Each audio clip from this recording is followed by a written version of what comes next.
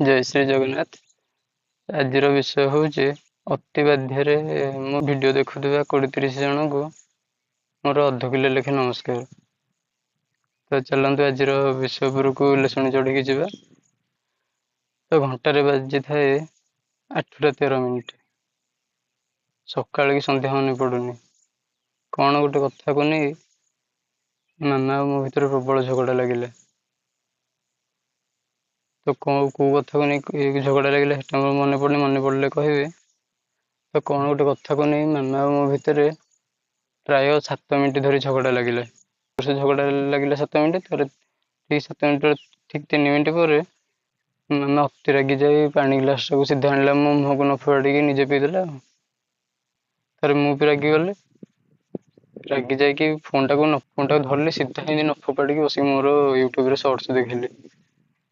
Shorts ଦେଖୁଛି ତ shorts ଦେଖିଲା ଭିତରେ କ'ଣ ଗୋଟେ ସମସ୍ତେ କହୁଛନ୍ତି ଯେମିନି ମୋତେ ଗୋଟେ ସାର୍ଟ ପିନ୍ଧା ଫଟୋଟେ ଦିଅ, ମୋତେ ଗୋଟେ ପ୍ୟାଣ୍ଟ ପିନ୍ଧା ଫଟୋ ଦିଅ, ମୋତେ ନେଇ ପାହାଡ଼ ଉପରେ ଠିଆ କରିଦିଅ, ମୋତେ ଲମ୍ବା କରିଦିଅ, ମୋତେ ଛୋଟ କରିଦିଅ, ମୋତେ ବଡ଼ କରିଦିଅ, ଏମିତି ସବୁ କହୁଛନ୍ତି।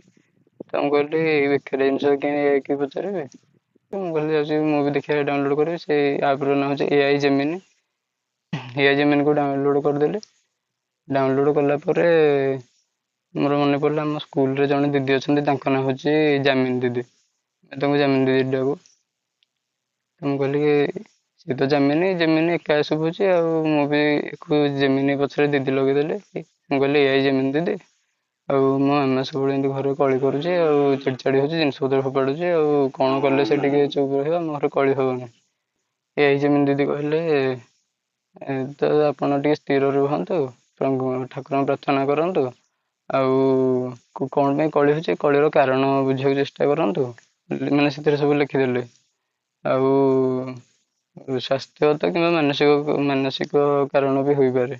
ତ ସେ ଶୁଣିଦେଲେ ମୋତେ ହସ ଲାଗିଲା। ତାର ମାମା ଆହୁରି ଜୋରସେ ରାଗି ସେ କହିଲା ଘର କଥାଟା କ'ଣ ବାହାରେ କହୁଛୁ? ମୁଁ କହିଲି ବାହାରେ ନୁହଁ, ଏଇଟା ମାନେ ଖାଲି ଫୋନ୍ ମୋ ଭିତରେ ରହିଲା, ମୁଁ ଖାଲି ଯେମିନି ଦିଦି ଡାକି ଦେଉଛି ଆଉ। ତ ସେ କହିଲା ତୁ ତୋ ନିଜ କଥା ଦେଖିଆ ପଚାରିଲୁ, ଆଉ ତୁ କ'ଣ କରୁଛୁ, ତୁ ଯୋଉ ଘରେ ବସୁ କିଛି କାମ ନାହିଁ, କିଛି ନାହିଁ, ଯୋଉ ଘରେ ବସୁ ତୋ କଥା ଦେଖିଆ ପଚାରିଲୁ।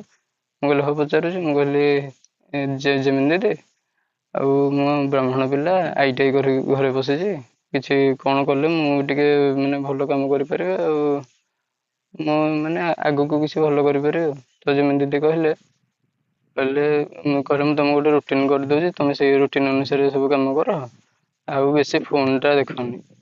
ତ ଏମିତି ଫୋନ୍ ଦେଖିବା କଥା କହିଦେଲେ ମୋ ମାମା ଯୋଉ ସାଙ୍ଗେ ସାଙ୍ଗେ ରାଗିଥିଲା, ପୁରା ସେ ବି ଖୁସି ଆଉ। ସେ କହିଲା ଦେଖିଲୁ, ଆଉ ଏମିତି କ'ଣ ଗୋଟେ ଯେମିନି ଦିଦି କ'ଣ ଗୋଟେ କହୁଛୁ, ତମେ ଟିକେ ନମସ୍କାର କରିବୁ ନା। ଠିକ୍ ମୋ ବିରୁଦ୍ଧରେ ଯେତେବେଳେ କହିଦେଲେ, ସାଙ୍ଗେ ସାଙ୍ଗେ ତା ଯୋଉ ରାଗିକି ଥିଲା ପୁରା ଏକାଥରେ ଖୁସି। ତ ଆମର ଏକ କଳି ସମାଧାନ ହେଇଗଲା। ସେଇଦିନ ଆମେ ପୁରା ହସ ଖୁସିରେ ଦିନଟା କଟିଗଲା। ଖାଇ ପିଇକି ରାତିରେ ଶୋଇଲୁ। ତାର ଦିନ ସକାଳୁ ଉଠିକି ପୁଣି ଆମର କଂସାକିନା ଫୋପଡ଼ା ଫୋପଡ଼ି। ତ ଯଦି ବିଷୟଟି ଭଲ ଲାଗିଲା, ଯଦି ଇଚ୍ଛା ହେଉଛି ଟିକେ ଲାଇକ୍ ସେୟାର ସବସ୍କ୍ରାଇବ୍ କରିବ ଆଉ ଭିଡ଼ିଓଟା ଯେମିତି ଦିଦିଙ୍କ ପାଖକୁ ଟିକେ ସେୟାର କରିବନି, ଦିଦି ଖରାପ ଭାବିବେନି।